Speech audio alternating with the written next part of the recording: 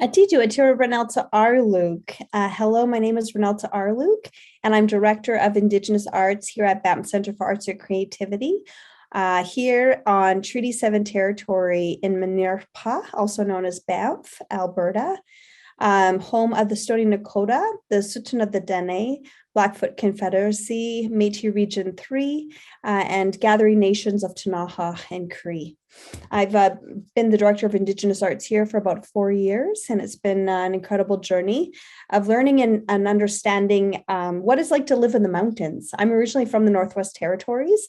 My mother is Dene Soslene and Cree from Treaty 8 territory in Wood Buffalo region, and my father's Inuvialuit Gwichen from the Inuvik region.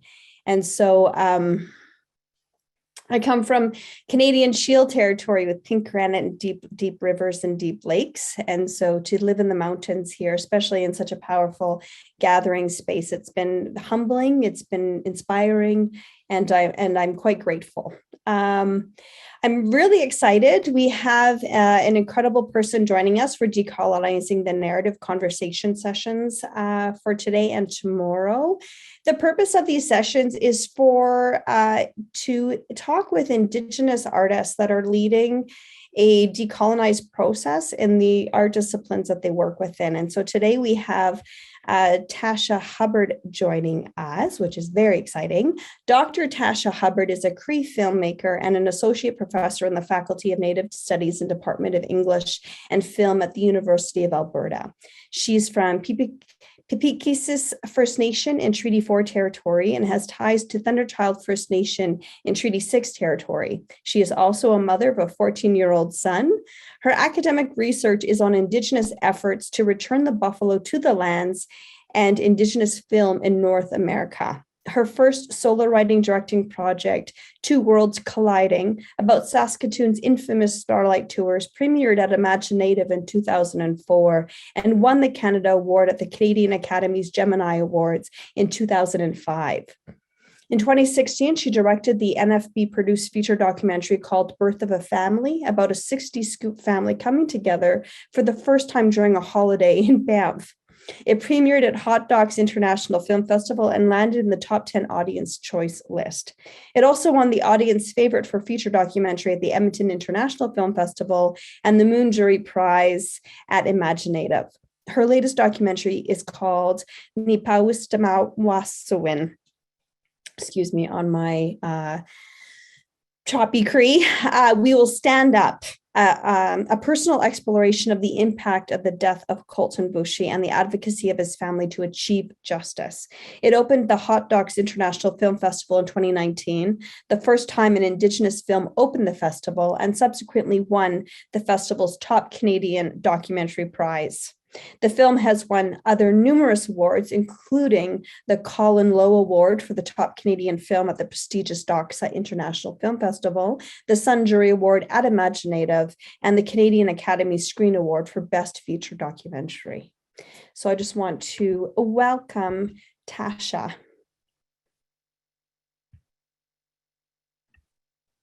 Great, thank you so much. Thank you, Renalta, and thank you for inviting me, and thank you to your team for everything they're doing. I'm really happy to be here. Yeah, so I was really fascinated by the topic and thought about it a lot, and yeah, so here's some things I have to share, and I'm going to start just with telling a little story. I was 25 years old when I met the late documentary filmmaker Gil Cardinal at the Dreamspeakers Film Festival in Edmonton, which is where I live now. And I was there because my dad used to be an actor in the 1970s and starred in Maskipaton, The Great Chief, which was a CBC miniseries, and had parts in other films. And he wanted to see his old friends, and he invited myself and my older sister and my younger sister. And we were so excited, especially we saw Tasha Cardinal, we got to meet her, and we were just like giddy girls, meeting this famous star. And then my dad called Gil over, And Gil asked us each what we did. And I told him that I had an English degree and that I was working in arts administration and I was teaching, but I didn't really know what I wanted to do. And, he was the first person to really talk to me in an engaging way, in a deep way, about the possibilities in working in Indigenous film. It seemed a way, and he talked about that, how film had the power to undo and correct those misrepresentations, the harms that had been done to us through the taking of our self-representation. It had the possibility to help us connect in a deep way and within our communities, and ultimately to share our powerful stories with audiences. So I'm an adoptee. I found my family at 16. And, after a few years of hesitancy, I had taken a deep dive into reconnecting. And so I was really excited by the idea of learning in this way and supporting Indigenous filmmakers like Gil. And that's how I saw myself, my role at that time was to support. So I got a job on Big Bear, and in the preview, I was asked what I wanted to do, and I'm like, I don't know, I'll empty garbage cans, I'll make photocopies. But I had been lucky to have been hired by Cree filmmaker Doug Hand on a contract, and ended up helping the casting assistant. And she really liked my work, said I was good at it, and I became the extras casting director. And so I had to hire an assistant. I'd never had an assistant before. I didn't know what to look for. And I ended up interviewing Danis Goulet after her mom told me that Danis had applied, and I found her resume in a big stack. And I read in there that she had traveled by herself at the age of 18 abroad. And I thought, wow, that shows she's got decision-making and she can think under pressure. And that's probably what we're going to need, because I really don't know what we're going to need. And I hired her and we worked together that summer.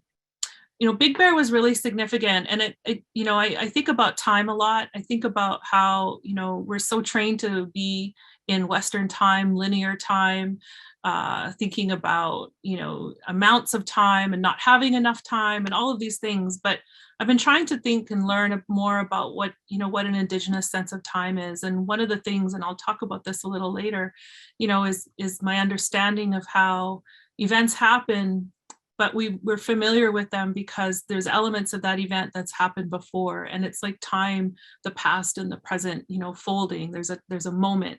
And I feel like we're in that moment right now, because we're at a time with, incredible, growth of Indigenous film. And it reminds me of that time in 1998 with Big Bear, because it was really marked as a beginning, as a shift, because with an Indigenous director, an Indigenous cast, a few Indigenous crew, myself and Danis as a part of that group. And so, it was a really incredible experience, because there were enough of us there that we really had that set as a set of relationships that pushed back against the hierarchy, that, and we would sometimes get into trouble because, from the established crew, because there were those of us on that set that just wanted to act as good relatives. And if that meant taking care of the extras as good relatives, taking care of each other as good relatives. And a film set, for those of you who have spent time, anyone who's spent time on a traditional sort of Euro-Western, Canadian, American film set, there's not a lot of relations in terms of that responsibility happening, but that's how that set was. And we all took care of each other. When it was done, I continued to work in a support capacity as a researcher, production coordinator, etc., with Doug and other filmmakers, and then was invited to co-direct a film with Doug. And after assisting him in a few projects, I made Two Worlds Colliding, which was my first film. Huge learning experience on that, because the story was so complex and urgent, and, the police taking Indigenous men out of the city and leaving them out in the cold to freeze to death. Well, that just oozes colonialism and violence. And so it was such a formative experience for me. And my work continues to really grapple with that theme of justice and what justice actually means in a country that hasn't shown us any justice. As Renalta explained, I'm both a filmmaker and an academic, and sometimes those two roles blend really well and sometimes they don't, but it's nice because I feel like in this space and tonight that's what's happening. We're in a series talking about decolonizing the narrative. So maybe I'll move into sort of the idea of the colonizing of the narrative in the first place. So colonial relationships in Canada are defined by destruction, theft, extraction, exploitation, and really involves taking, the taking of culture, language, land, and stories for the benefit of the colonizers. And in North America, this was often done through legal means. And we, those of us who are studying and thinking about Indigenous history, we know about the Indian Act and its amendments in 1880 and 1895 that outlawed Indigenous ceremonies. And this also happened in the States. So ceremonial gatherings, of course, are where our stories are told and how we learn to understand ourselves and our relationships to the world around us. And so, the theft of Indigenous stories and by and non-Indigenous writers and filmmakers was not made legal. In fact, it was encouraged. And, this has been the case since the beginning of the moving image, where countless Indigenous people's lives have appeared on screen, but with little Indigenous involvement or control over how these stories get told. And so I just want to share a few images. All right. So I'm just gonna minimize me. Okay.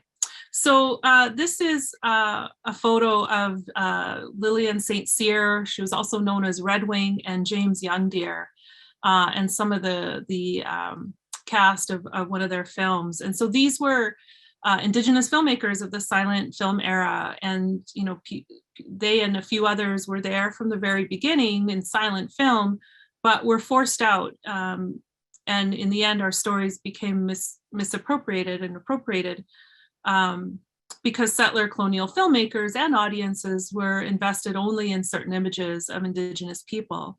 So colonial filmmakers took our representations, reformed them within the colonial imagination, and then sold them back as truth, no matter how harmful. And so from the biggest studios in Hollywood to even the best intentioned independent art house cinemas, and right up to today, the vast majority of films made about Indigenous people have reinforced this colonial gaze. On screen, Indigenous peoples have been destroyed, reduced to tropes, created to serve as a device for a white hero's redemption, and often dying in the process. Many films reinforce racist and harmful stereotypes, and we know these, right? The vanishing Indian, the noble savage, the mystical Indian, the Indian princess, Indian squaw. And while other stories may seem to be more empathetic to Indigenous peoples, they still often remain locked into patronizing and simplistic views that basically don't tell the complexity of our experience.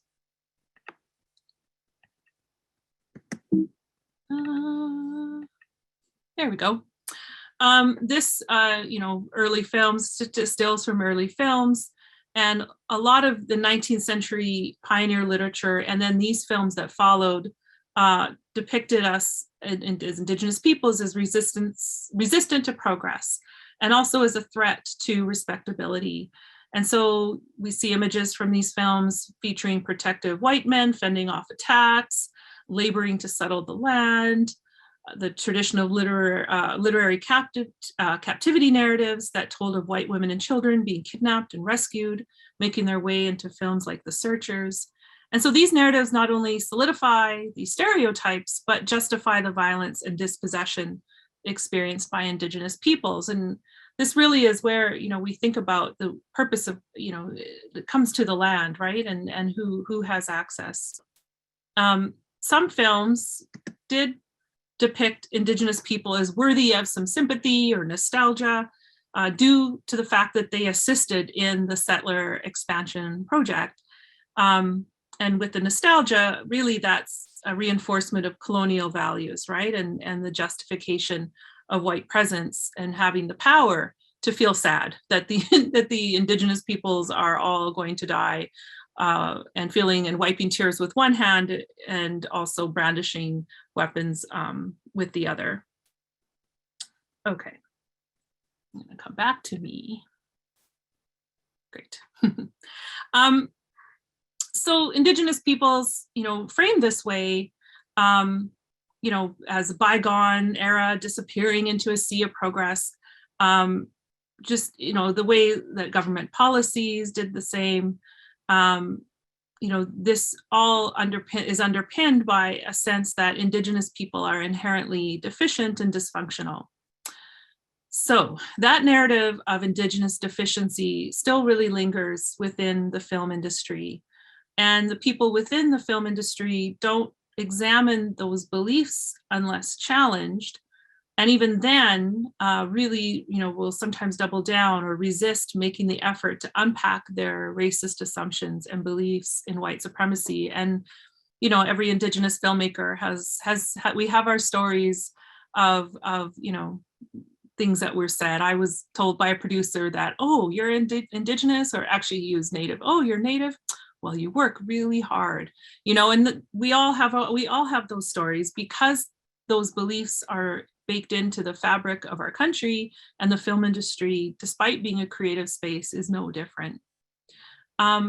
So, Indigenous filmmakers who are coming through and reclaiming their visual and narrative sovereignty are coming through, this space that is still inherently a colonial space. But we prevail. Indigenous scholars have used the term visual sovereignty in order to open up a practice for thinking about our own visual culture that incorporates our own traditions of community and representation, respect, reciprocity, and also enacting those values within a filmmaking practice.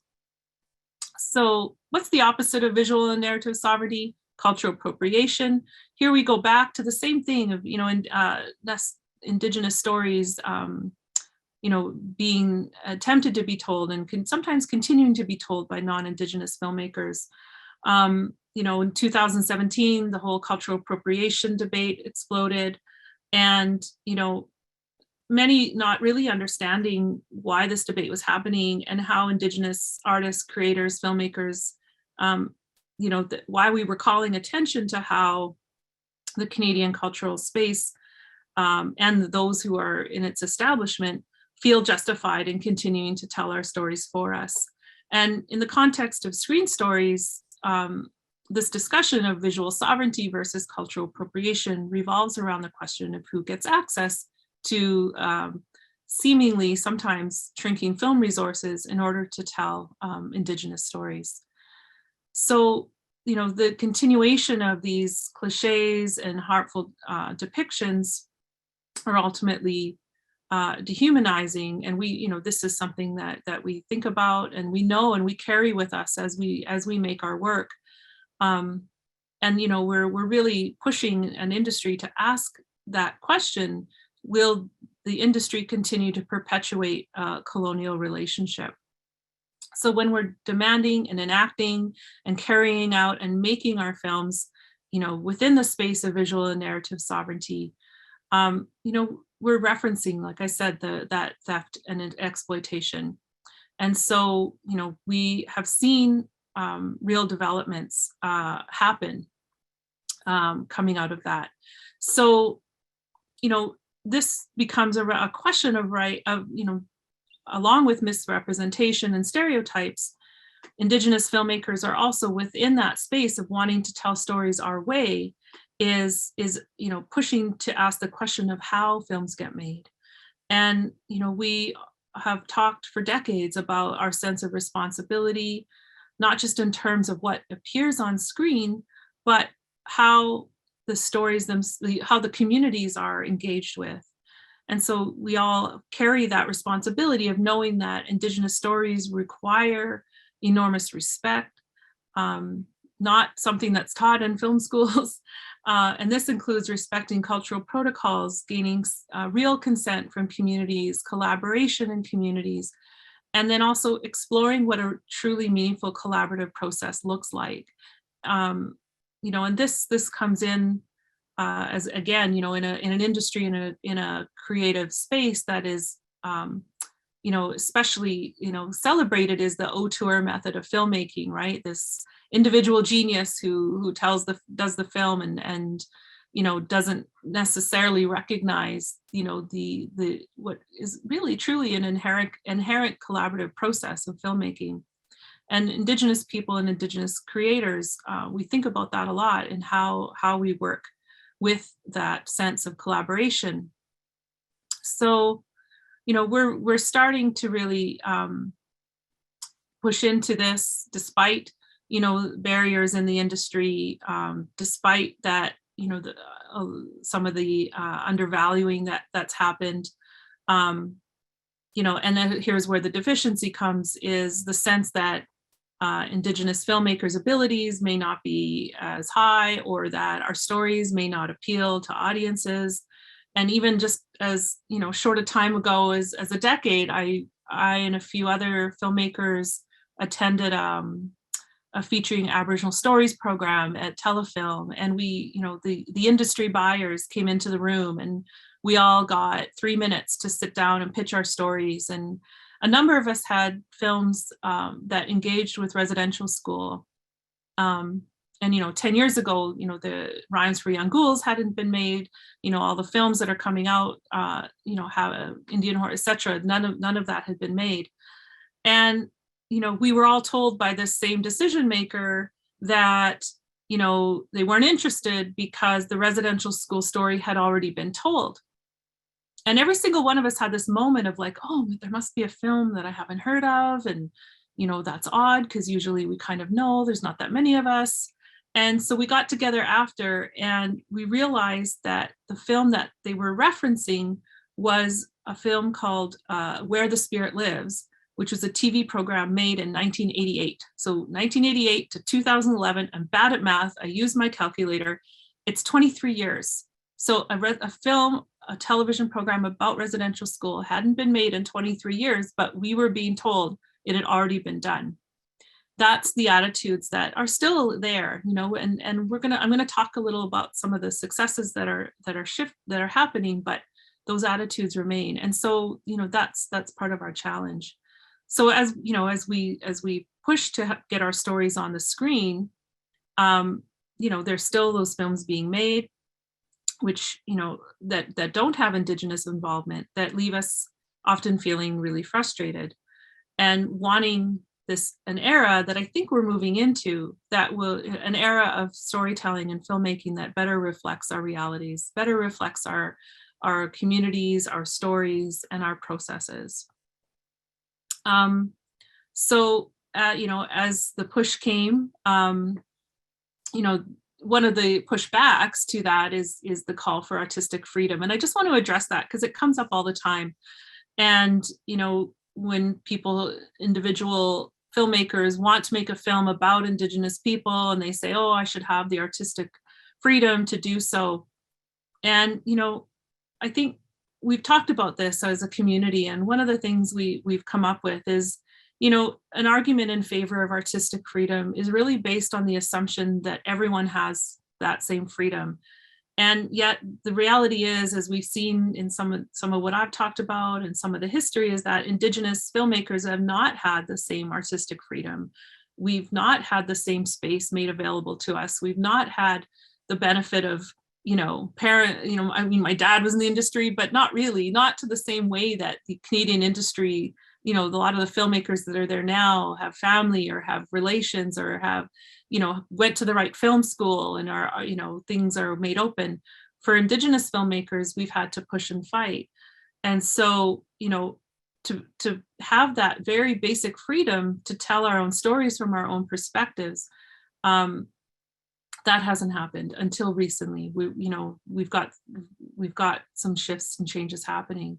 So, to say that in the light of how hard we've had to advocate for those resources and inclusion is disingenuous. And so it's really vital to interrogate the notion of artistic freedom, to unpack, is it freedom that they're defending, or is it actually their privilege that they're defending?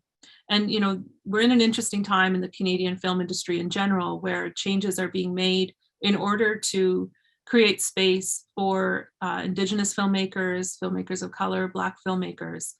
And, you know, there's, you know, the Canadian film industry for a very long time has been this very particularly sized room with a door that only opens a little bit for certain film, you know, certain people, you know, to be able to come in. And, you know, it's made it very difficult and really challenging for non-white filmmakers, I'll just be blunt about it, to make their work. And, you know, underpinning that again is that narrative of, well, they're not quite ready, they're not good enough, you know, the films won't sell, and all of these different, and this is what I talk about around the privilege that is inherent. So, you know, these attempts to tell these stories, to tell Indigenous stories without us as writers, directors, producers, show that there's still a lot of ignorance, and that, you know, the theft of these stories is linked, of course, as we know, to other thefts that have happened throughout the history of Canada, lands, culture, and language, and ultimately keeps the power firmly in the hands of those who have it. Okay, enough colonization, there's lots there. I want to, you know, talk about, where do we go, right? What happens now? And I think about this as a creative, and, you know, I think because our medium requires a lot of times that you know, that the resources are needed to do it. You know, we necessarily often have to enter into the industry or into art spaces in order to get the resources to make our work. And so there's been, you know, not just the creative space that we create for ourselves, but there's also the advocacy space that we inherit, and we've inherited from those who have advocated for decades. And, you know, those of us who are in there now are doing what we can, knowing that, you know, we want to make as much change as we can for those coming, because eventually it'd be wonderful to have a generation of filmmakers that can just create, that can just be given the space and the resources and all of the support, a true industry support, that they can just create. And I'm waiting for that day, and I'm thinking it's maybe not as far as I thought, which is good.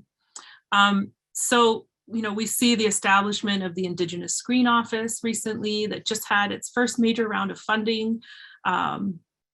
A number of us are coming out of grant writing haze. We had deadlines the past week and a half.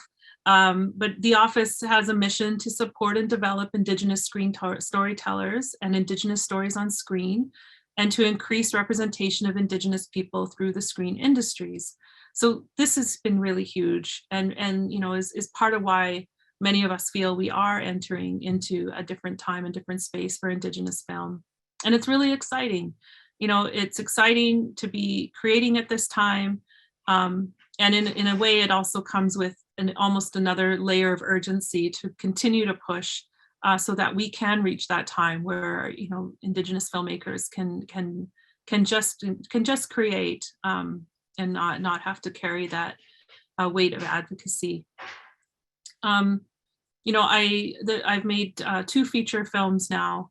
The last one, Nipu is Damasu and We Will Stand Up. And it was my first time producing as well as directing and writing.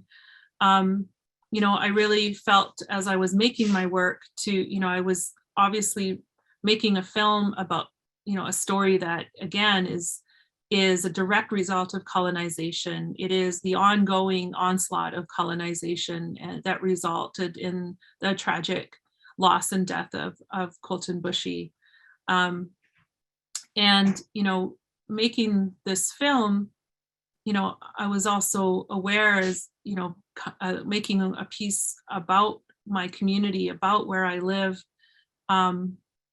as I was diving in, that it also meant that necessarily I had to also untangle those legacies of historic and ongoing colonial policies. But, a lot of this is where, colonization, decolonization, is often thought of as metaphors, but it's actually lived, right? It's a lived experience. And many of us, when we're making these projects, we're untangling our own colonial legacies. We're engaging with that to find that space that where we can tell these stories. We often have responsibilities as we're telling the stories that non-Indigenous people in the industry don't necessarily understand. And we also have processes that we follow that don't fit in what I mentioned previously, is that mold of sort of hierarchical film spaces.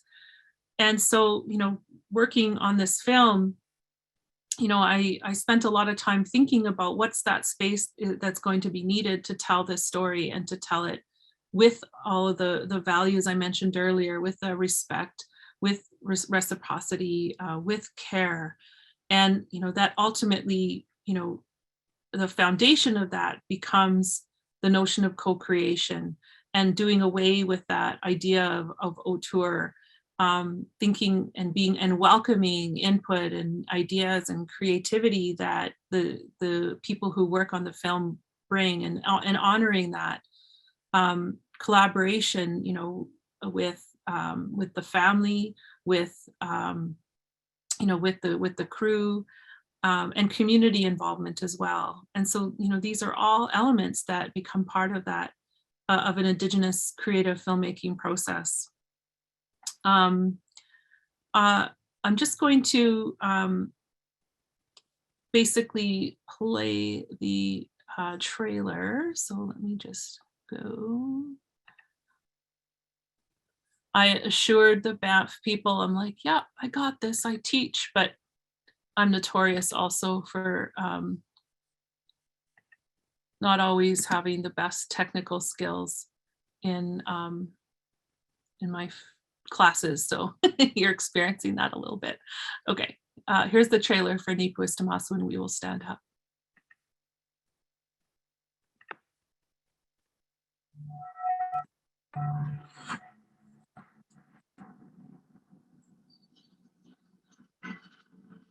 When my brother was shot on August 9th, I was dancing at a powwow, and my cousin comes up to me before I dance with tears in her eyes, and she said that Coco had died. No remorse in this man's eyes or his family's for a lost baby. Is there any Native people in that jury? No? Huh. This verdict, it sends the message that it's open season on Indigenous people, but it's not. It's not. We will not stop our pursuit for justice. We will stand here and honor my late brother, my family member, my friend, Colton Bushy. This racism needs to stop. We respect human life. We talk about unity, we talk about reconciliation. What are you going to do?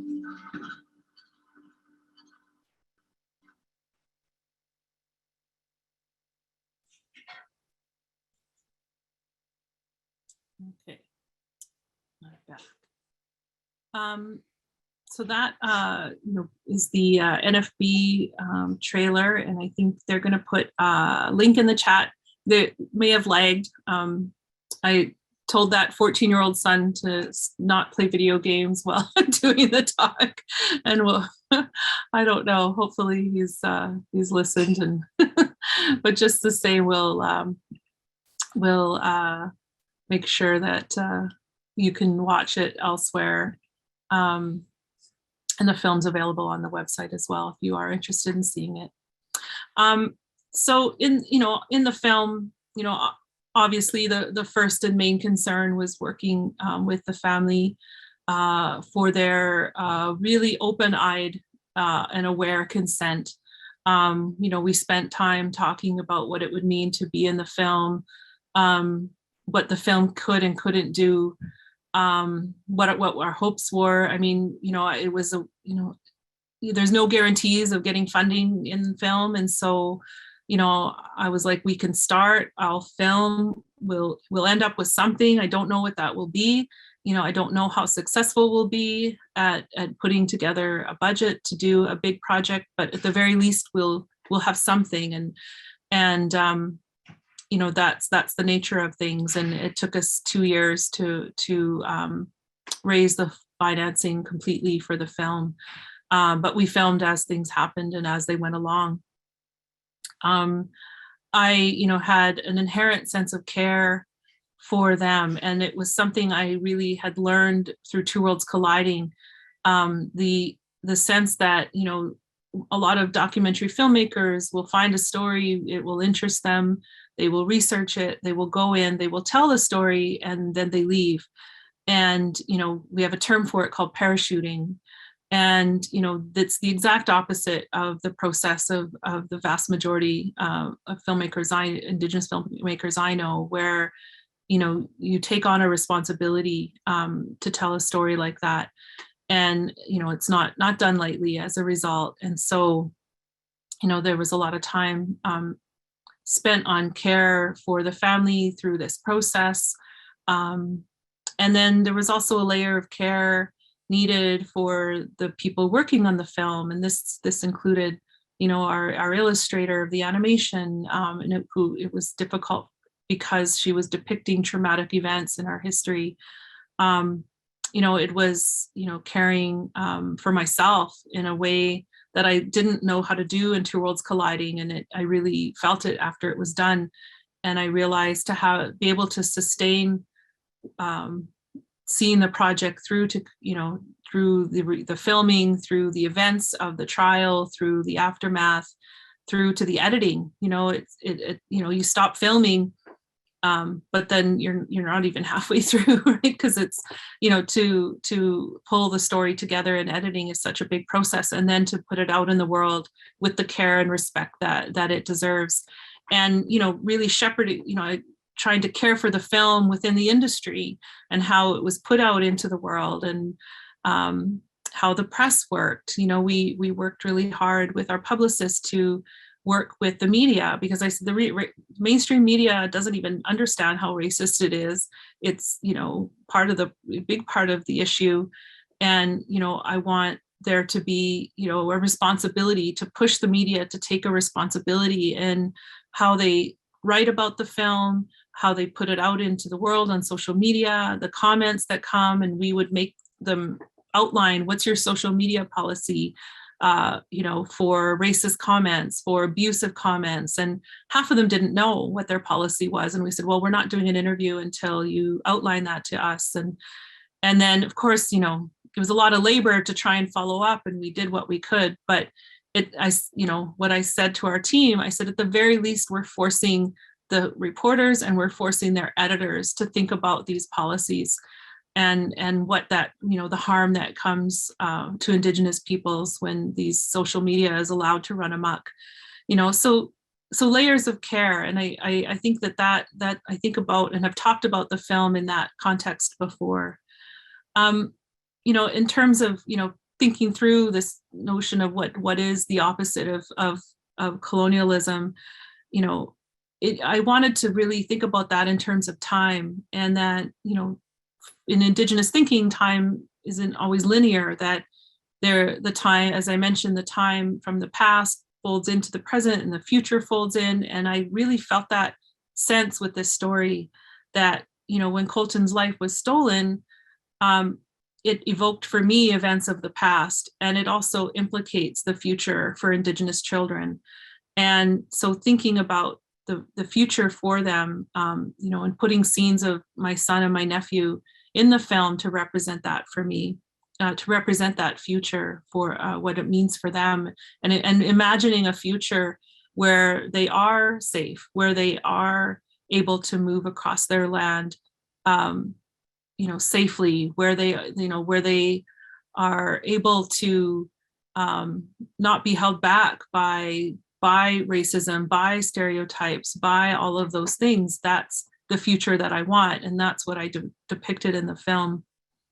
I also thought a lot about how to share what happened to the family. And I just want to share one of the teachings I had from Sherry Farrell-Rosette, who's an Indigenous historian and artist. And when I showed her Birth of a Family, she said, you know, oh, good. She said, finally, you know, a story like this that doesn't re-traumatize us. And, you know, I think that that's one of the other dangers when our stories that do carry trauma are told by non-Indigenous filmmakers. There is such a heavy emphasis on the trauma that it causes more harm to watch it.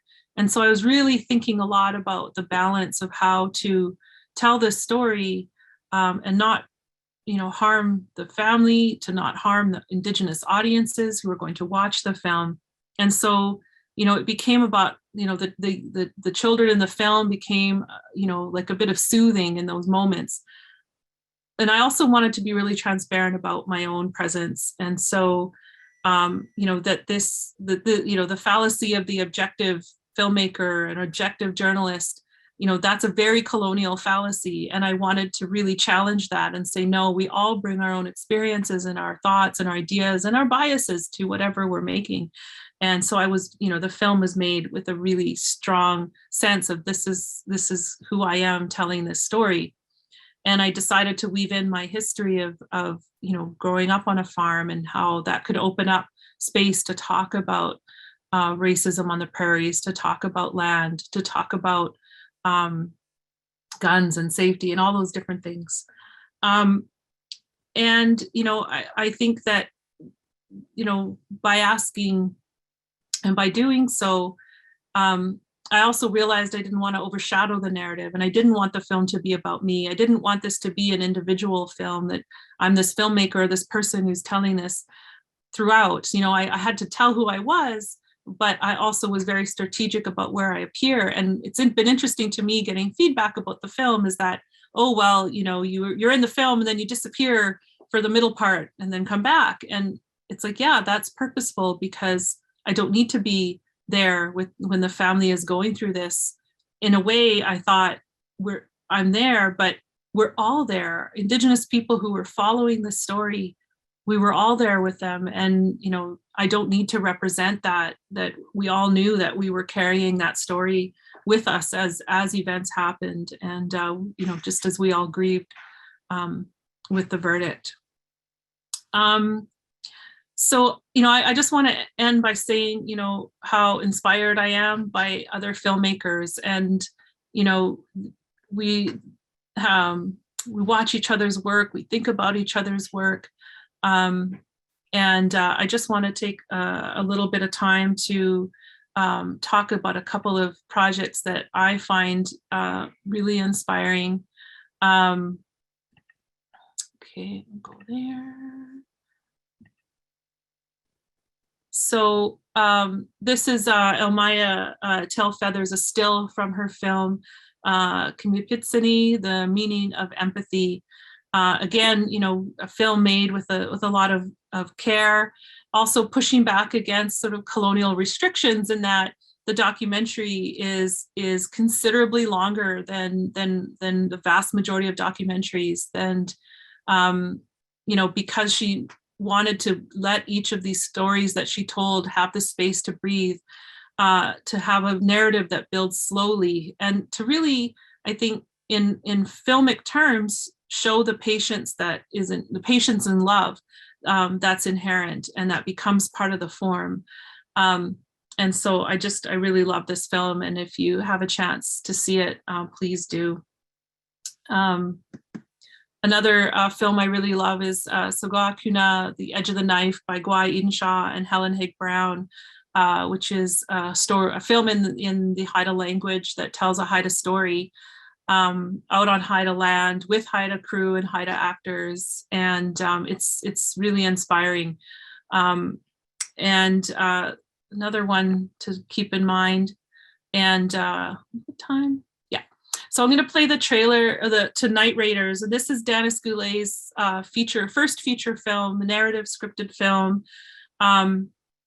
And you know, it's just in theaters now, but if you do get a chance, please do, and we'll just watch the trailer here.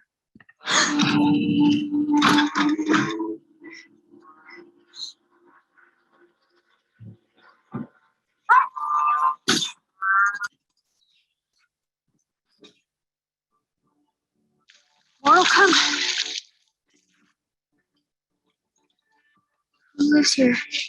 The city went dark after the war. No one can see your face. No one. Is that a child? No, it's okay. See? I was beginning to believe that my boy was the only free one left.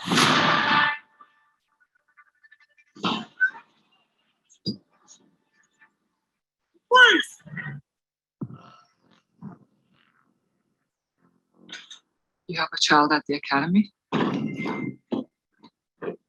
She was taken in the fall.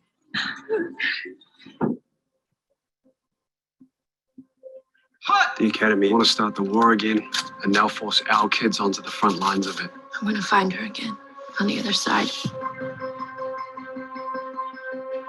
As long as we have one piece of land, they will always come for us. Is it too late? No, but we have to go now. We pledge our hearts and give our allegiance to our glorious republic and solemnly swear to protect it. One country, one language, one flag.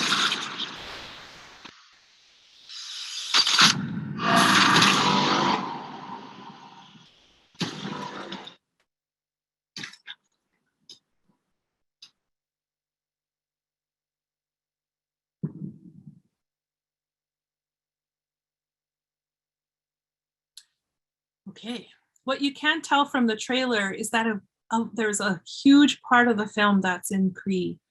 And, you know, Dennis asked if I would take a look at an early cut, and I asked if I could show it to my son. And one of the most powerful moments of my entire life was watching him as he heard the Cree in the film and the look of joy on his face, to hear the language, to see it in a film like this that is going in, you know, out in the world, to have our stories, to show, you know, the prophecies, to show the significance of our culture and our languages. It was just so powerful. And so, you know, Cree language, and language being another element when we think about, decolonizing, when we think about Indigenous ways of creating, language is a big part of that. The next thing I want to show you, and if I go back to the trailer, it'll play again. We learned this the hard way. So give me just a second to go to the next slide. Okay. And share. So this is the last thing I wanted to show.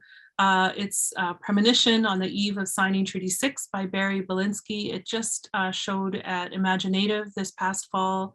It's a beautiful animated film about exactly that, the night before Treaty 6, the way life was and what was to come, and finding our way through that. And, you know, the Cree language is throughout, and only some of it is translated, which I think is really, really interesting. You know, we're often told we shouldn't use our languages in the films we make, not even as titles. Oh, people won't be able to find it, and things like that. And the expectation with that is that, you know, we need to make our work palatable for non-Indigenous audience, etc. And yet, you know, the success of Indigenous films, that, you know, the films I've shown you all have the language as a part of it, and we embrace that. We don't have to listen to those things. We can strategically refuse.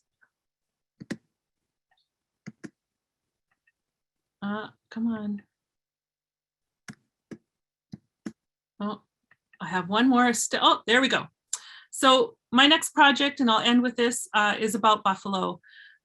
There are relations, there are teachers, they have experienced what we have experienced, including genocide, incarceration as a result of colonialism. Yet they continue to be buffalo, and they're notorious for refusing to be herded like cattle. And this inspires me in my filmmaking practice. We can strategically refuse conventions and ways of creating that don't serve us. And like the buffalo, we can always remember that our relationships matter first and foremost as we make our work that we share with the world. So I'd like to end there, and thank you all for coming. I think Renalta has a message. Oh my God, that was incredible, Tasha. I'm really excited for our conversation that we're going to have tomorrow. I don't know if you know this, Tasha, but the whole Decolonizing the Narrative conversation sessions were inspired by the work that you did with Carlton Bushy and his family. Mm-hmm. That I thought how powerful it was to bring a medium that, you're right, could be very biased, but really bringing an honest and vulnerable perspective and bring us inside the story. And it was so powerful that it really struck me of how we're doing this work, undoing this work in the same way that has kind of tried to name us and box us. So I'm pretty excited for the conversation we'll have tomorrow. I just want to say thank you to our funders that help support these sessions, and that's with RBC and Slate Foundation, and also Banff Centre for the team that comes forward to help support these conversations that come to you. Hello. Atitu Atira Renalta Arluk. Hello, my name is Renalta Arluk, and I just want to say Masi Cho and Kuyanik for joining us today for Decolonizing the Narrative Conversation Sessions with Tasha Hubbard. I do come to you from Treaty 7 territory in Minirpa, Banff, which is Stoney Nakoda word for Banff, Alberta, Canada. I've been out here for about 4 years as Director of Indigenous Arts for Banff at Banff, Indigenous Arts for Banff Centre Arts and Creativity. Oh my goodness, the winter gray is getting to my brain. I just want to say thank you so much for coming back so that to join us in this amazing conversation we're going to have with Tasha Hubbard. So welcome, Tasha Hubbard. Hello. Hello. I'm having ginger ale from my little Bushman cup. Real tradish. Mm-hmm. How are you doing today? Good. Yeah, having a good day. Yay. Yeah, I was looking forward to this. Yeah. Me too. I was just thinking, we were talking about how your earrings were everything, and how how we're wearing. I feel like when we're doing the work of our ancestors when we wear our art on our bodies, because I feel like that's what we did. That's what our ancestors did when they traveled around and wore all that beautiful beadwork and all the material on them. Yeah, absolutely. Yeah. I wanted to kind of dive into what inspired you to become a filmmaker. Like what was it about filmmaking that really drove you to kind of dive into that kind of work? It was history. I briefly mentioned yesterday, I grew up in a, public school space, and had been taught a version of history that we know, is a mythology, right? And so, I just was so hungry to know more, to know about the history of my territory and my nation and my, just the knowledges and events and people. And so, I had, started on that path already, in the sense of, going through story and through Indigenous literature.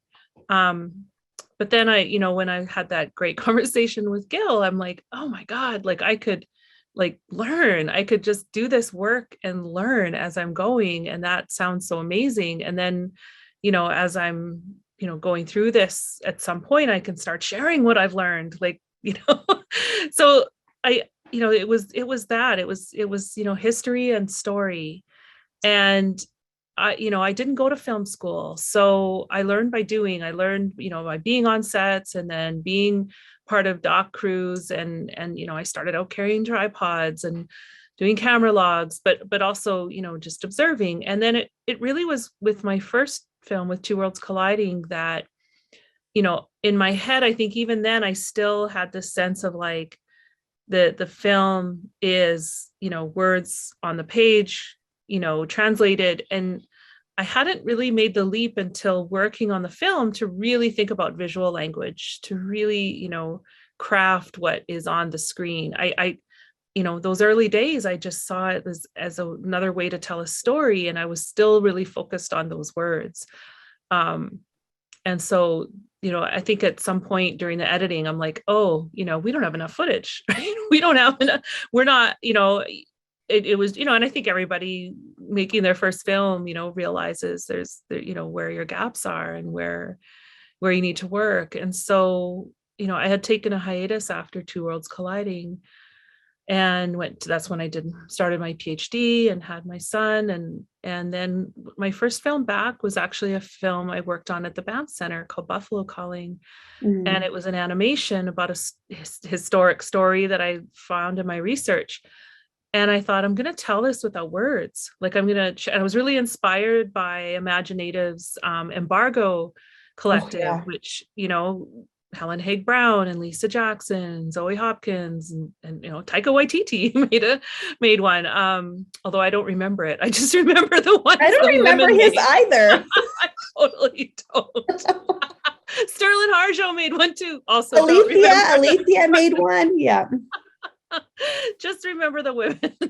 Anyway, I was really inspired by that. And so I'm like, okay, I'm going to make, that I've been so focused on, words and history and story that I'm going to really just focus on visual and try and tell a story without words. And that exercise really shifted, I think, in how I approach my work.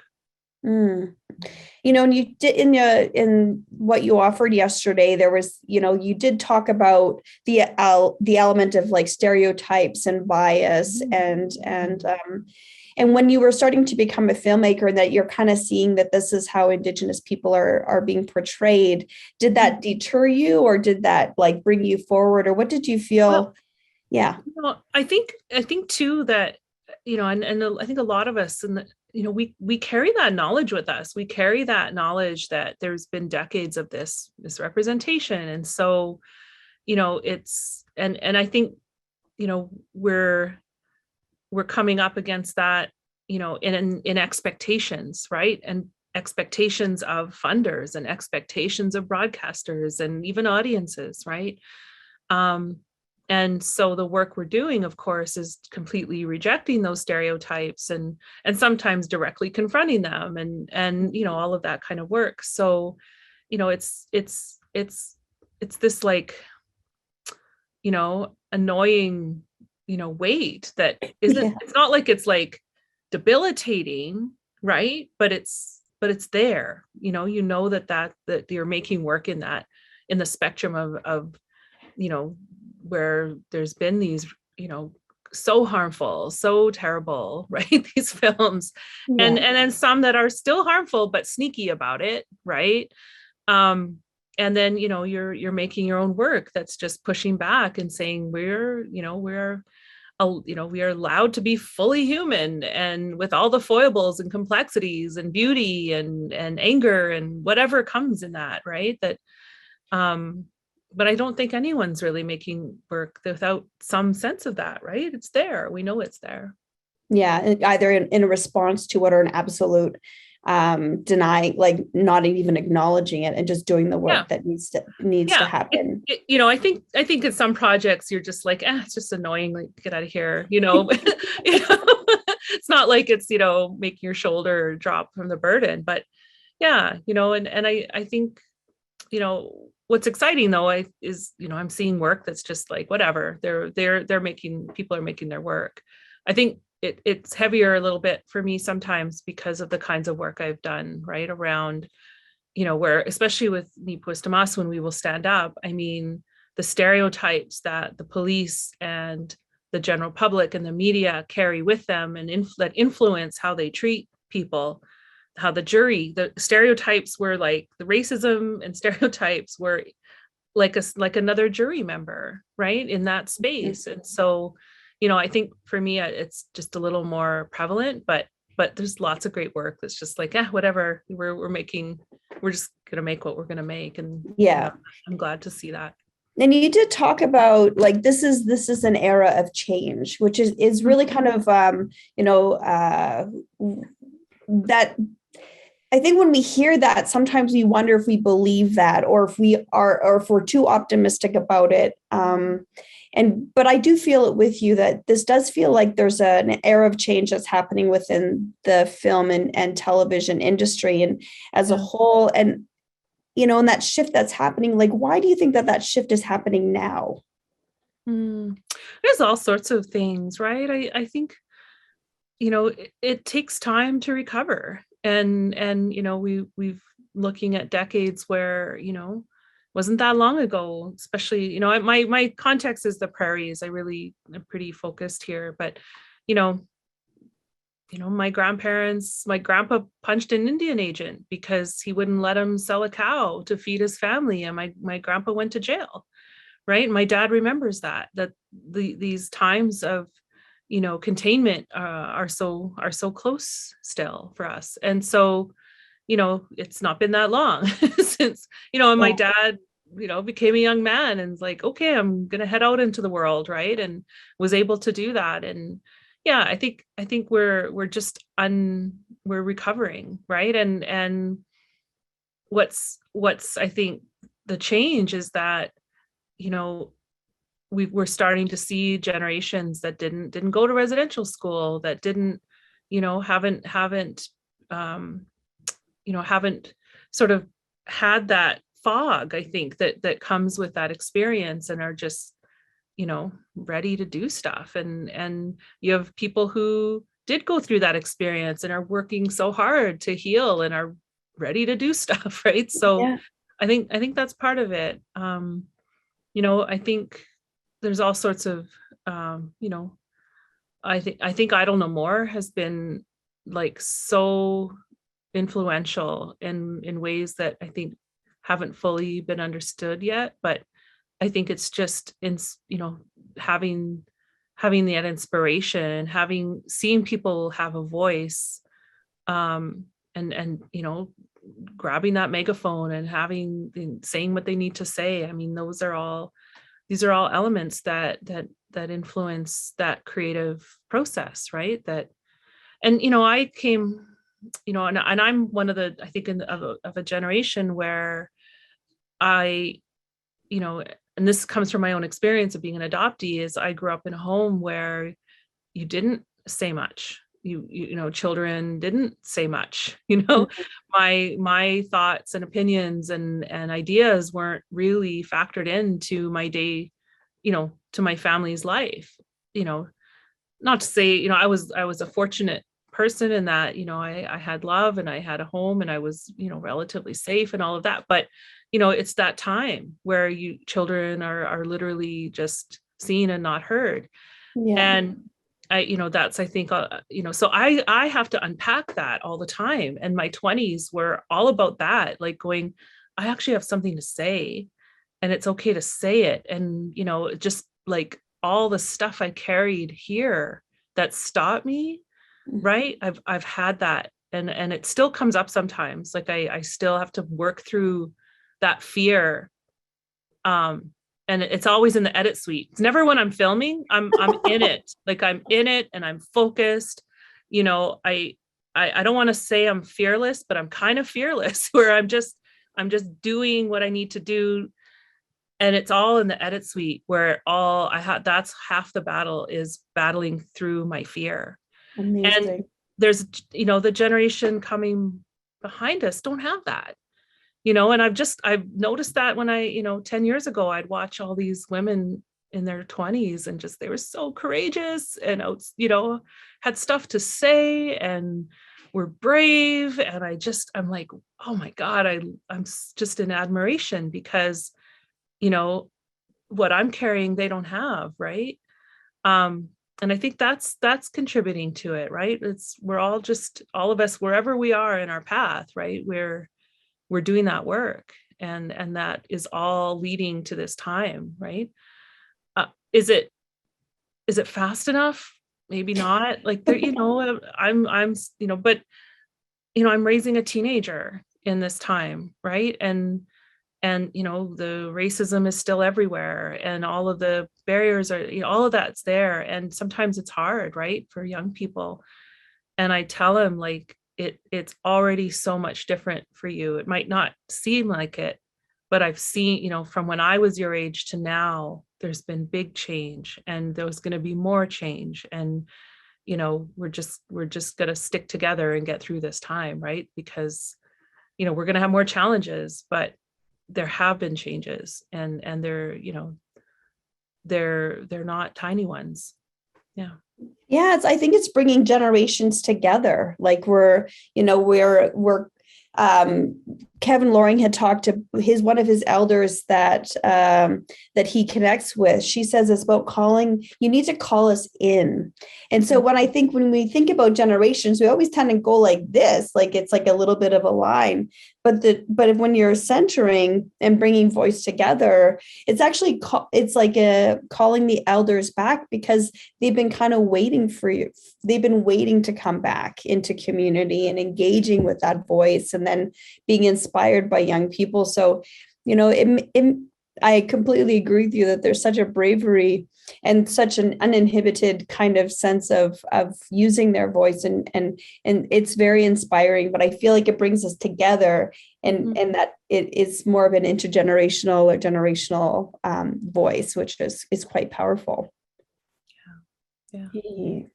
When we think about the work, like when you think about the work that you do, it has such a sense of community around it, and you engage with community. When you talk about being from Saskatchewan, that you're very prairie focused. I mean, what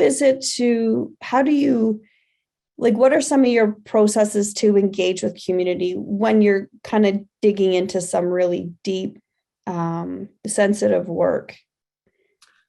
Yeah, I talk to a lot of people. I think about, and I guess this is, because I've been doing this for quite some time, I have, I have a pretty big network. And so, it's like the mental Rolodex, like, oh, I'm aging myself, but that's really how I see it. It's like, who do I know, right? Who do I know that has some knowledge about this and can take some time to talk with me about it? And, so that's part of my research process. Obviously the people in the film is a big part of that, and talking a lot, and, just spending time outside of the film. I really learned that with Two Worlds Colliding. Like it has to be more than just, your relationship with the film. And so, I just go visit, I just go visit and bring coffee and bring cigarettes if they smoke, and, just come and get to know people. I also, when I'm engaging, I'll share a little bit about my background, who I am, and why I want to do this, so that they understand that it's not just like, this will be really good for my career, like it's never that. It's always like, oh, this is what I've thought about. This is what I want to say. This is, what I think should be out. This is what I want to counter. This is, and I'll kind of go through that. So that helps as well. I have old people that I go see that, help me, and, people like elders and just like, wise people. It's not even age. It's just, I have wise people that I've met over the years that, I just want to go and see what they think and get their thoughts on things and get their guidance and get their support and get their prayers. And it's like this all kind of comes into it. So I spend a lot of time, before I pick up the camera. And with Two Worlds Colliding, because I was so inexperienced, it took a long time to get the film greenlit. Like a long time, like 2 years. And because I didn't know how to write a film proposal, really, like that really, I knew how to write a film proposal for sort of a straightforward film. What I was struggling with was the complexity of that and, how to approach it. And so that took a lot of time. And so what it did is I started just really taking time to learn. And I think that comes from my academic background, where if I'm going to say something about something, I really want to have a good confidence that I'm not going to be wrong, that I'm not going to get it wrong, right? I still do get it wrong, but I'm going to do whatever I can to try not to get it wrong, right? And so I spend a lot of time that way. And then I always have certain people's voices in my mind when I'm making things, like, some of my uncles, it's like, and I just went to visit one of my uncles a few weeks ago, and, he was like, oh yeah, that film, that We Will Stand Up. Yep. That was good. You did good. And I was like, oh right. Yeah. So like, awards are lovely, and accolades and reviews and all of that, but I was just like, oh, my uncle, like, and I had heard he had sent a message to me through someone, but I hadn't seen him because of the pandemic, right? We haven't been able to connect and with so many people. So I just recently, and it was just like, there we go, right? Because it's stuff that he'd shared with me and other family members had shared with me, other historians and knowledge holders that, helped shape that, what I wanted to say in that film. So to hear that was really great. And when you building your team, when I'm kind of like, before we started today, you were talking about like how one of the questions that was in the chat yesterday was what is it like to work with Indigenous women, which, which led you to talk about like, how do you build your crew and what are the opportunities, and just wanted to hear more about that. And so, it kind of depends, like with birth of a family, we need, shooting in Calgary, we turned it around so fast. We didn't have very much prep time with that one. And luckily it was the subject matter that I had read and thought about, and being part of the 60s Scoop, I'm like, okay, I have some knowledge. It's never been my academic area, but I've written about it and thought about it, all that, read the literature. So, what we had to turn around quickly was the relationship with the family. And luckily Betty Ann and I have known each other a long time and had a good relationship before. So I had to do that just with her siblings. But to get crew was like, we had like a few weeks to find a crew, and it was new people, and I had some conflict with one of the people, and so it made it a really tough shoot, because it was such an intense 7 days of following the family and being responsive to what they want to do and not making them do things over and not interfering with their holiday, and just, all of this pressure to first time doing a 2-camera shoot, and I'm not getting along with somebody. It was so hard. And so, and I had to keep that from the family. I don't want them to know that we're having some issues here. And so when it came time for We Will Stand Up, I'm like, okay, this is going to be hard. And this is a personal film, the family and the care for them. And I'm like, for that one, I need people I already trust. So it was a DP that I worked with for Two Worlds Colliding, because he followed me everywhere and had my back no matter what, even when I was,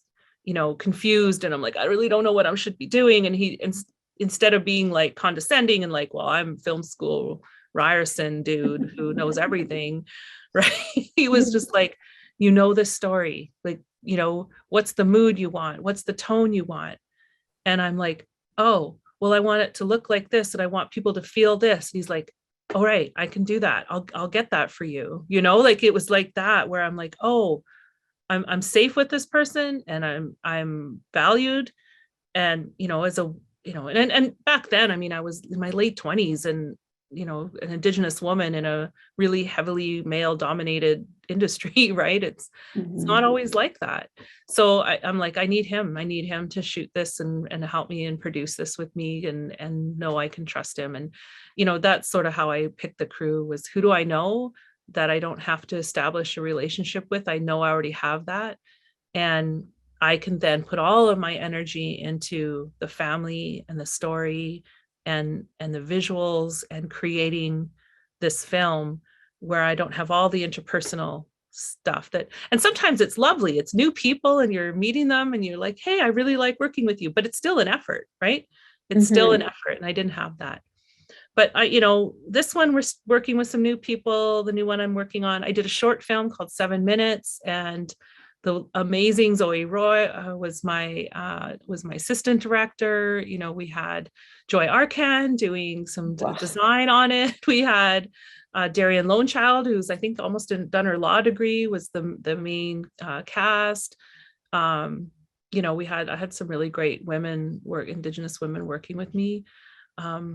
You know, and it's exciting to think about, you know, what's to come. And there's so many, you know, Toronto, Vancouver, the centers, right? There are more and more women technical crew, women DPs, women sound recordists, women editors. There's more and more Indigenous people taking that. But we're pretty director, producer heavy, you know, with an Indigenous film. Everyone has a story they want to tell. We're just going to go there. Right? So, you know, but there's lots of work being done to like create opportunity, and there are great people. It's just, you know, it's sometimes it's a challenge being in the prairies. I'd never leave, and I've had opportunities to leave and I've never been able to do it. You know, so there's some challenges sometimes here, but yeah, it is part of the process, right? Who's going, and so one of the things we do, especially with Nipwistamassawin, was like we always sort of pre-interview new crew, and when we traveled, when we went to New York and we went to Ottawa, we had to hire local because we didn't have the budget to bring our whole crew with us. Yeah. And, you know, you interview them about ability normally, right? What's your experience? What, you know, this and that, what kind of equipment are you using? And we added questions like, you know, what's your experience in Indigenous community? Wow. You know, what, you know, have you heard of this story? What do you think about it? And, you know, we turned away a couple people where we're like, yeah, they're not going to be supportive, and they might be really great at their job. But there has to be you know, a respect and you know, an engagement. And that's something I expect from them. You know, I want the crew to be really engaged in, this isn't just a job, that this is an important story, and I want them to care. And I spend a lot of time talking about, you know, when we're driving to a shoot, this is the story, this is what's happening, this is, you know, this is why this is important, this is why. And so by the time they get there, they're just like, okay, right, we're on this, right? Got you, Tasha. Right? I got you. I got this story. I got, you know. And so, you know, and as a result, like Colton's family, they still love, you know, our crew, and our crew show up to things still, right? You know, it's yeah. So that's kind of what I do try to do, is create that space of safety for people. Yeah. And that's and you learn every time you do a new film. Is that something that you kind of just build on? So you have your foundation, and now you just like build out the foundation. So I don't really like doing the same thing twice. And I sometimes wish I did, because things would be a lot smoother and less stressful.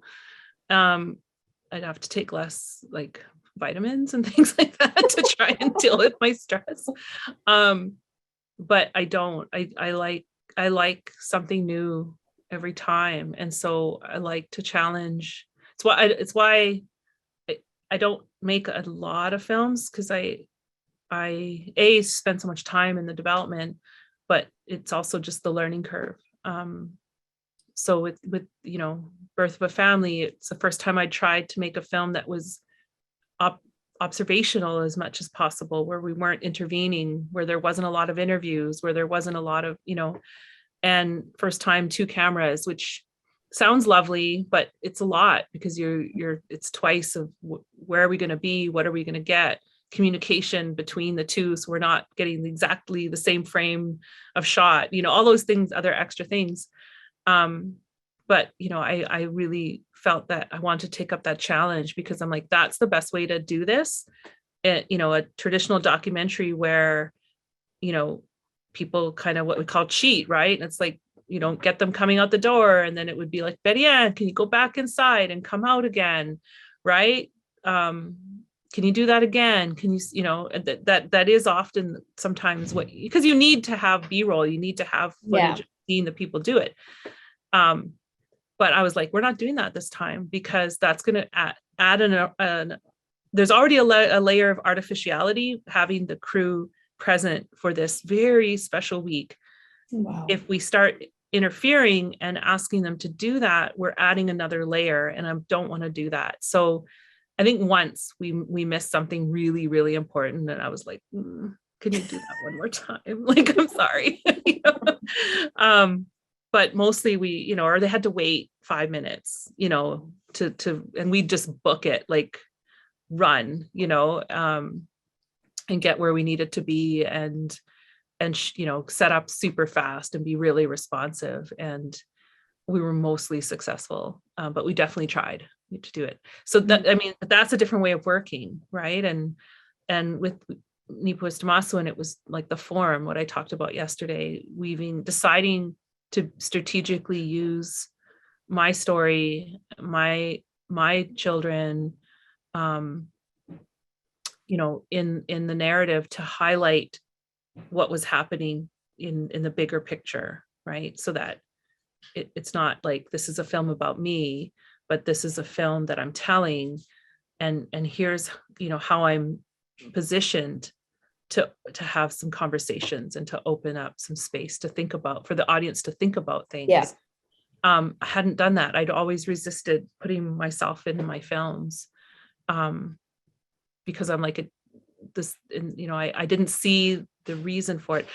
My son is starting to think about film, and he's like had this idea the other day of some using old equipment, this and that, and I'm like, oh, and we're making a little film together, and I'm like, hey, well, we could set that film in that time period. And he's like, but why? Like, what is it about that story that needs to be in that time period, Mom? Like, you can't just like stick it there because it'd be cool. Like, there's got to be a reason. And I was just like,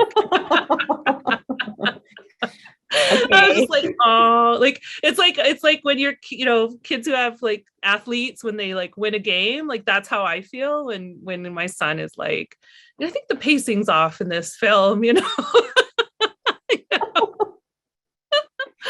Anyway, I just didn't think that the story, I could improve or enhance it. And with this one, it wasn't improve or enhance, that's the wrong word. It was just, like I said, I could use my history and my positionality as an adoptee really strategically, to talk about us and the coexistence of Indigenous people and white people on the prairies. Yeah. It was powerful because you allowed more than 2 access points for audience, but because the Colton story had got into that world of media, that mm-hmm. I think we tend to dehumanize the experience, because we get caught into a sensationalization of it, possibly because media tends to build us into that falsity world. Mm-hmm. And I think including yourself in the story and your family in the story allowed them to come back into place. Like, this is really what this is about. This is what happens when things are, when they get manipulated and warped. And so I felt like that was quite powerful. And I'm not sure if it was purposeful or if that's just where you were ready to invite, some of the audience into your story as well. But it definitely rooted it into a place where you feel it. You feel every part of those conversations. Yeah. And, my Bonnie Thompson's been my producer for every film I've made. And I'm like, I can't even imagine right now.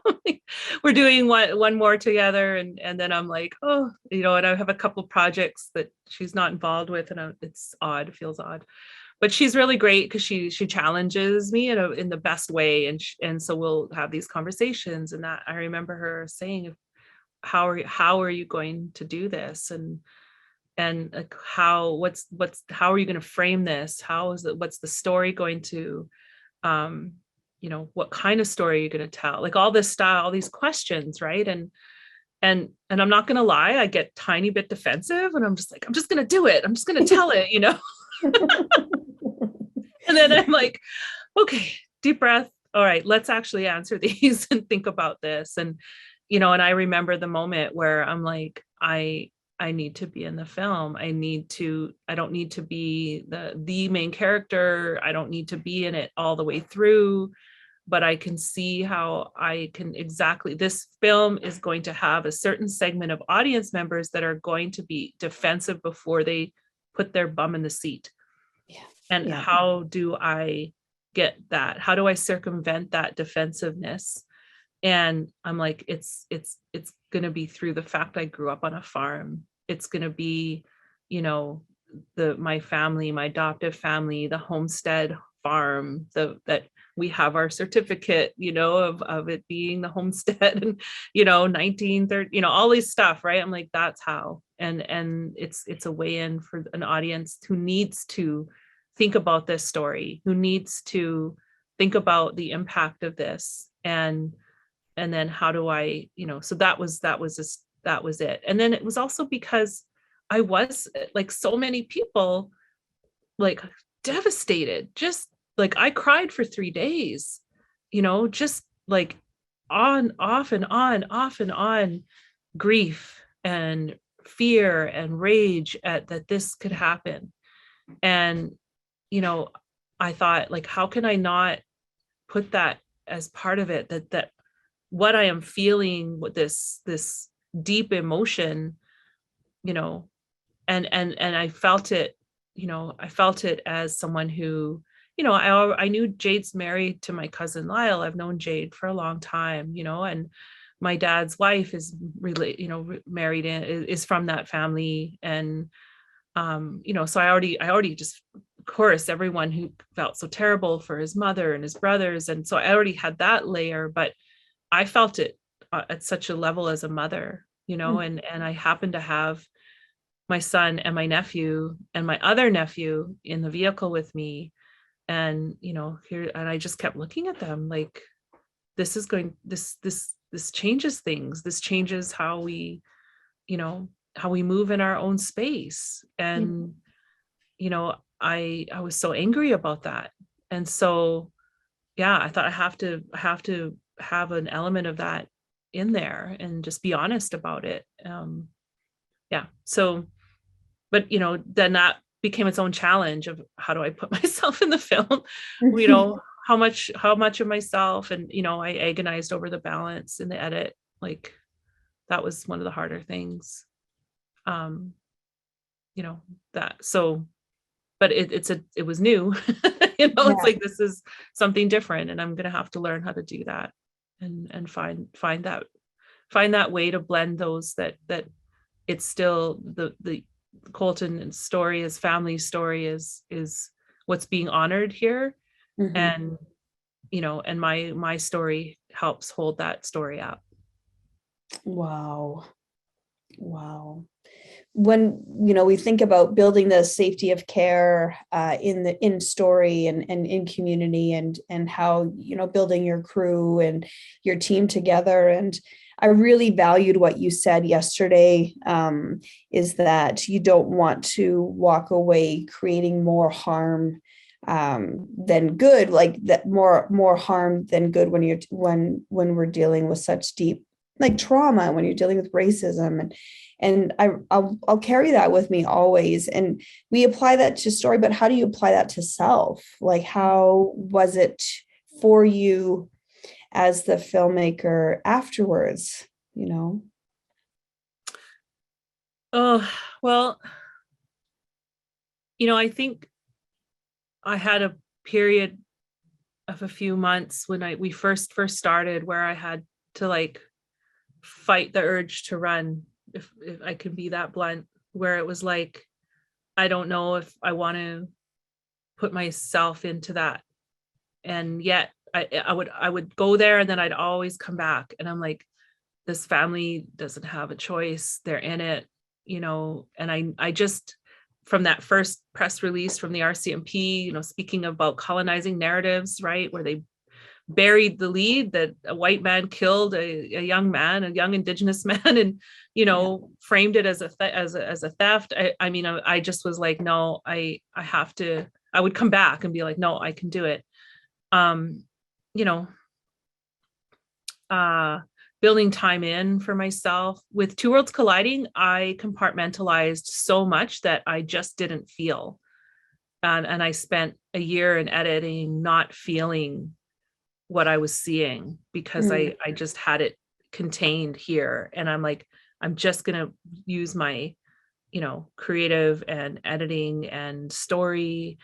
And then I like fell apart after, because you can't, it doesn't go anywhere. Yeah, it needs to, right? It needs to flow. It's still there. And it was just kept getting bigger and bigger and bigger. And then it was about, I think about a year after the film ended is when it all burst. And I was just a big mess for months, like months. So, and I was like, I'm never making another film. Like, that's where I was at the end of that. I can never do this again. Like, I'm just going to go to school. I'm going to have my baby. I'm going to just do a completely different thing. And then, I, you know, I'm healed, and I'm like, okay, I can do this again, you know? You know, and so I'm like, yeah, I can't take that path. So yeah, you know, it was like building time in for myself to rest. You know, I'm like, with the trial, I knew, I'm like, I had to send my son away, which was hard. But I'm like, I can't take care of him and live in that space of the trial. So he went with someone who he loves and trusts. And so I'm like, okay, I'm going to need to be with him, but I'm also going to need to heal. And so I went and stayed near my brother's, and just was around little kids and a dog. And that dog, my brother's dog, the whole time after the trial, I was so devastated, just so deeply, deeply devastated. And that dog followed me around everywhere I went. And anytime I would sit down, it would come and lay its head on my lap, or it would come and lay its head on my shoulder. And I would just cry. And I, you know, told my nieces and nephews, and Quana's always, I'm like, Quana, I'm really sad and I'm going to cry, but this is my sadness. Like, this isn't your sadness. Like, I'll be okay. You know, I've always given him that. So I was telling my nieces and nephews, yeah, Auntie's going to cry a little bit, but don't be scared. I just need to like process some stuff that's happening. And, you know, like, you know, don't worry about me, and I'll be okay. And then we'll go have fun. And that's what we did for a week. But yeah, that dog knew. It's like, I'm not fooled. I know how devastated you are. And, but I didn't, sort of what I would have done before is just jump into the next thing. Right. And I just knew, I'm like, no, it's not going to be possible, because it's so hard to explain what it was like to be sitting in that trial, just how deeply violent of a space that was. And that, you know, we were sharing that small courtroom with people who are full on violent white supremacists who were coming and sitting in that courtroom too.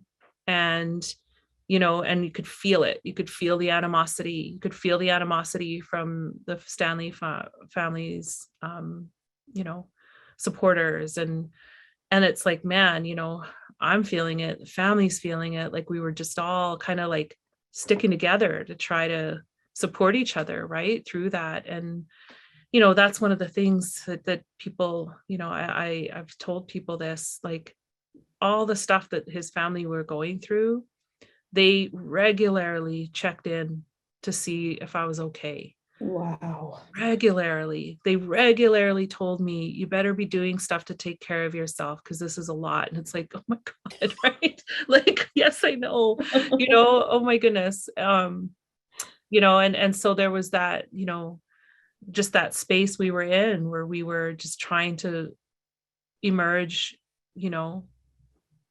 not so, anyway, it was so awful. And yeah, I didn't anticipate that. I knew, I'm like, this is gonna be hard. This is gonna be a hard film. This is gonna take a lot. This is, I'm like, but I could not have imagined what that was like. And it took me months and months to fully come out of that. And then in the edit, you're living in it, right? And so this is what I mean about safety is I cried all the time. And my editor is just the most gentlest soul ever. And I felt no shame because there's, we're taught to feel shame when we cry. That's right. Like Yeah. It comes in. And we were just in such this safe little bubble that I would just cry and he would like just sit with me, didn't try and like, are you okay? Are you okay? He just knew I was crying. And it was like, and sometimes I'd be like, I gotta go for a walk and I'll be back. And, he's like, yeah, I'll do this, take as long as you need. Right. Like we had that rhythm because, we were in that space for so long. I didn't do that with the other film. I just, like I said, all that emotion, I put it here and it just got bigger and bigger. So at least I was able to process and lots of therapy, ceremony, I had people praying for me and the crew and what we were setting out to do. And all of that made a big difference. And my two producers, Bonnie Thompson and John Montez, just like I've had to undo this sort of almost sense of diva-ness because they took such good care of me, like really took care of me and like, brought me little gifts and little drinks. And, when I was like, I couldn't write the narration for the trial because I couldn't go there. And I would always say to the editor, well, should we start the trial? And I'd be like, oh, let's go back and look at that other piece, or let's take a crack at the ending. And finally they're like, Tasha, we need to do it. And I'm like, I can't do it by myself. And I can't watch the footage. And so they said, so what we did is we went to Bonnie's place. John flew out and they sat there and they literally held my hand when we went in to watch it and to start to write it and look at the trial transcript because I couldn't do it by myself. And so so like I say, I came out of that going like, oh, I'm a precious princess, right? That you're being taken care of. It's like, no, Tasha, do your own stuff and take care, you take control of your life and do stuff for yourself. But but at the time that's what I needed, right? To do it. Yeah, and there's strength in that. I mean, it's there, we're told that to ask for help takes strength. And I really, really believe that because that need of like, I can do this alone, I don't need anybody, like that's a trauma response that comes from intergenerational trauma. And so how incredible to be able to recognize that and then have such incredible support. I'll just go a little segue. In Peterborough, there's these petroglyphs. They have these petroglyphs there, and it's a relationship with the Indigenous nations there, and with the town of Peterborough. And you're allowed to feast the petroglyphs. And so I happened to be in town, and an elder came. We brought food and drums, and we were able to walk on the petroglyphs because it's in a building, and we were able to walk, and the elder took us through all the different images and symbols and what they meant. And we gave, and a child was like, what's this? And they're like, this is a dog. And it's like, oh, this little dog petroglyph. And they said, do you pray for dogs? He goes, do you have any songs for dogs? And he's like, nope, I don't have any. Dogs don't need our prayers. And we're all kind of, oh. And he says, because they're perfect. Dogs are perfect spiritual beings and they don't need our prayers. And I've always So when That's you share it. that story. No, I know. I just love my brother's dog so much. Like, and then, oh yeah, the funny thing is I went back a month later and I was like, just like all the way there. I'm like, oh, I can't, like, I was excited to see my brother and sister-in-law and kids, but I was like, Carl, I can't wait to see Carl. But I wasn't in the same place. And so he was happy to see me. And I was just like, are you coming? And he was just like, yeah, no, you're good. You're okay. You're on your way. And so I was like, he knew I wasn't in that same deep, space. I'd had time to process and yeah, I was on my road, so anyway, they're funny. They're really beautiful. And a lot of my work now is looking at the more than human, right? And that's my research, and I with the buffalo work, and I'm hoping to do some other projects similar to that. And I think that that's part of the expansion of our kinship network, is to really think about those beings that have been there for us, that have supported us, that and the dog is one of them, and horses and buffalo and all the other grandfathers who take care of us and who have their living representatives that we share the world with. So what are we doing for them that is care and love and responsibility?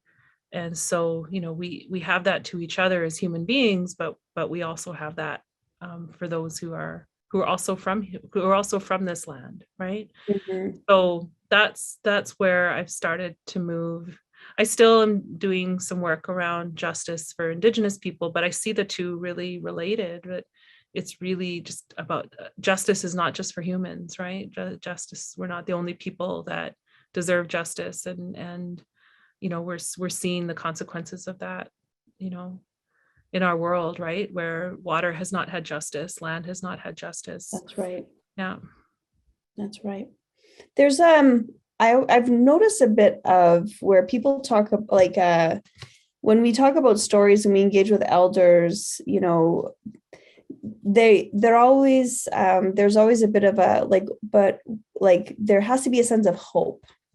So when we go into these really dark spaces and places and stories that we do, that it doesn't stay in that place, and that it goes into this place of hope. And so why do you think that that's such an important part of our storytelling? Yeah, because our lives weren't meant to be, we had our hard times, right? But we had so much joy, and we had so much laughter, and that's been a real, something that's I've been told as well, that even right after this film, the elder I go to was like, okay, you've done 3 hard films now. They're good, but they're hard, and you need to do something that brings you some happiness. I was like, okay. So working on my buffalo film, which makes me happy, because we that's it. That's a big teaching, is it can get overwhelming because of all of the other elements we're dealing with, but to really find joy wherever we can, right? And I think that is a big part of things. And I mentioned it yesterday with the boys in the film. It was their joy I wanted to see. And we had talked about casting some boys because they were already in the film, and just as themselves and stuff, and we're like, well, maybe we just need to cast a bunch. And then I'm like, you know what, we're never going to get that natural togetherness that they have, because they've been together since they were babies. They're 6 weeks apart. And it's like, no. And so all those laughs and smiles and giggles, and they're leaning towards each other, and they're like, that's just them, right? And I wanted people that this is what we want. We want joy for our children. We're not saying our lives aren't going to be hard sometimes, right? That's life. There's always challenges, but we want we want our children to have these moments, and they soothe us when we watch the film, because it is so hard, right? The land soothes us too. I really spent a lot of time filming the prairies, and it's like, because someone asked me this, they're like, you know, why do you make such hard films about where you're from? Like, you know, and it's like, it's because I love it so much. Yeah.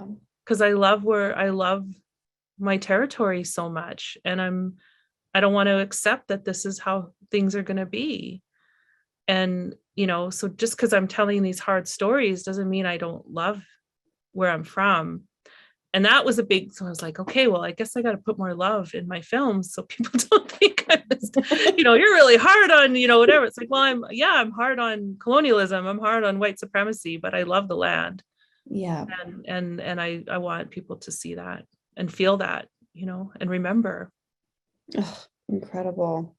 We have a few moments and you know is coming. So what's next for Tasha Hubbard? Yeah. So yeah, my Buffalo film, which we start official production next month. What we've been, you know, we've had a few things we've had to film. So my first official shoot is down in Montana and at the end of December. So that's exciting. It's a lot of different nations. This one's a lot of people. There's a lot of people involved. There's a lot of communities involved. You know, the Buffalo decide when things happen. So that's fun. You know, we can plan all we want. And then the Buffalo's like, yeah, not today, guys. And we're like, oh, okay. Guess we got to make some changes. You know, so that's one thing I'm doing. I'm working on, starting to, you know, really move into scripted and narrative. So I've got, I'm working with a great team to adapt Birth of a Family into a scripted piece. And then, yeah, and then a couple of other things that are, they're swirling around. But yeah, can't say too much yet. No, we'll just have to wait. Yeah. Oh, this was amazing. I'm just really inspired by this conversation and the work that you do. I'm very grateful that you took the time to like have a conversation and really share deeply about your practice. It's incredible. Thank you. Thank you. Thank you. Masicho. Hi. Thank you so much. Yeah. Thank you. And again, thanks for the people who came. And yeah, thanks so much.